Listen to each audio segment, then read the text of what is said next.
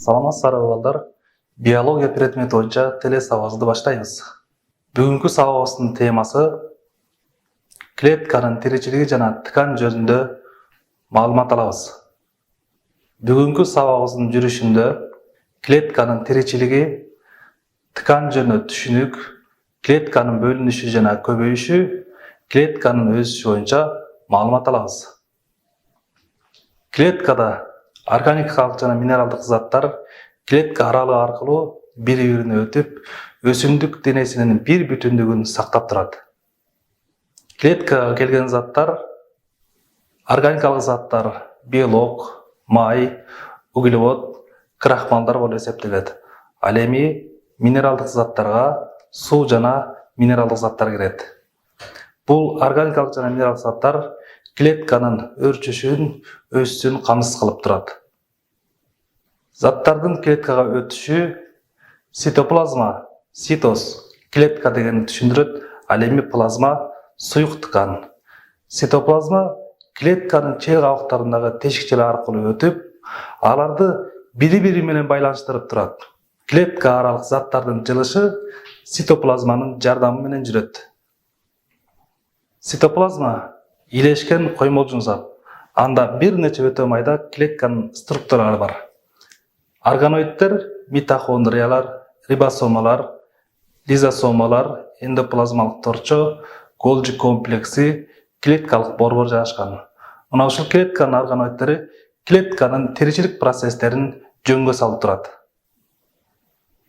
Ал эми клеткага келген заттар белоктор, майлар, углеводдор, глюкоза, липидтер, АТФ жана нуклеин кислоталары тынымсыз синтезделип турат.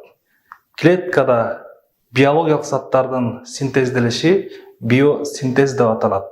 Ал эми клеткадагы органикалык заттар белок аминокислотага ажырайт, май кислотасына ажырайт, ал эми углевод глюкозага ажырайт.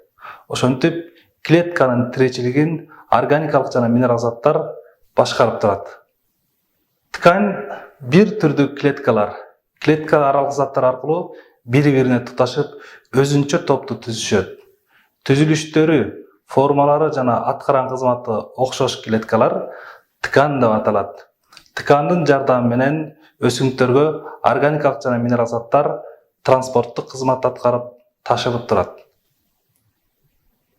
Хромосома жипче формасында болуп, тукум уучу белгилерди клеткадан клеткага өткөрүп берүү кызматын аткарат. Хромосоманы 1883 жылы Генрих Вальдер деген окумуштуу изилдеп аныктама берген. Хромосома тиричиликтин структуралык бирдиги деп атаган. Клетканын эң негизги бөлүкчөсү болгон бул ядро болуп эсептелет. Себеби ядро клетканын так ортосунда жайгашып, бөлүнүү кызматын аткарат. Башкача айтканда, клеткадан дагы бир клетка жаралат. ДНК, дезекстирбөө нуклеин кислотасы тукум кугучтук маалыматты сактап жана кийинки муунга өткөрүп берүү функциясын аткарат. Ядро клетканын эң маанилүү бөлүкчөсү, анткени клетканын тиричилигинин бардык процесстерин башкарат. Ал клетканын ортосунан орун алып, ички жана сырткы мембраналары бар эки катмарлуу кабыкча менен капталган. Ядронун ширесинде ядрочо жайгашат. Бөлүнө баштаган ядро хромосомалар көрүнө баштайт. Жип сымал денеге окшош хромосома дезекстирбөө нуклеин кислотасынын белоктун молекулаларынан турат. Тирүү организмдер, анын органдары, ткандары, клеткалардын органоидтери өзүнө окшошту жаратууга жөндөмдүү. Көбөйүүнүн түрлөрүн баарыбыз билебиз. Көбөйүүнүн эки түрү бар. Жыныссыз көбөйүү, жынысташып көбөйүү. Жыныстык көбөйүү менен особтордун ортосунда генетикалык маалыматтардын алмашуусу менен байланышпаган көбөйүүнү айтабыз. Ал эми жыныстык көбөйүү болсо, клеткалардын аталык энерг гаметалардын кошулушу менен жүргөн процессти айтабыз. Жабуучу ткан. Клетка тыгыз жана бекем болгондуктан, мындай клеткалар өсүмдүктү сыртынан жаап турат, коргоо кызматты аткарат. Жабуучу ткан өсүмдүктү сырткы факторлордон коруп турат. Ал эми белемдөөчү ткан азық заттарды өзүнө топтоо функциясын аткарат. Клеткада келген азық заттарды топтоо менен бирге клетканы энергия менен камсыз кылып турат. Механикалык ткан клеткаларынын кабыгы калың катыланган ткан. Мындайча айтканда, биз өрүктүн данегин карасак, жаңгактын данегин карасак, сырткы катмары катыланган. Булар өсүмдүктүн ички уруктарын сырткы механикалык таасирлерден коргоо кызматын аткарып турат. Клетка 3 жол менен бөлүнөт. Амитоз түз бөлүнүү, митоз түз жана кыйыр бөлүнүү жолу менен, ал эми мейоздун эң негизги функциясы хромосоманы туруктуу кармап турат. Интерфаза клетка бөлүнүүгө даярдык көрүүчү мезгил, пресинтез, постсинтез биригип интерфаза деп аталат.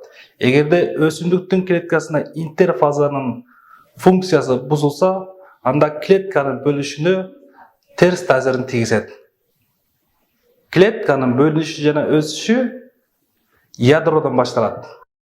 Бөлүнөрдүн алдында ядро чоңойот, анын хромосома деп аталган нерселери мурункуга караганда жакшы байкала баштайт. Демек, бардык клеткалардын ядролору бөлүнүү кызматын аткарат. Ядронун ичинде ядрочолор жайгашып, ядрочолордун ичинде цитоплазма жайгашат. Цитоплазманын ичинде клетканын органоидтери орун алган. Клетканын органоидтери клетканын тиричилик процесстерин жөнгө салып турат.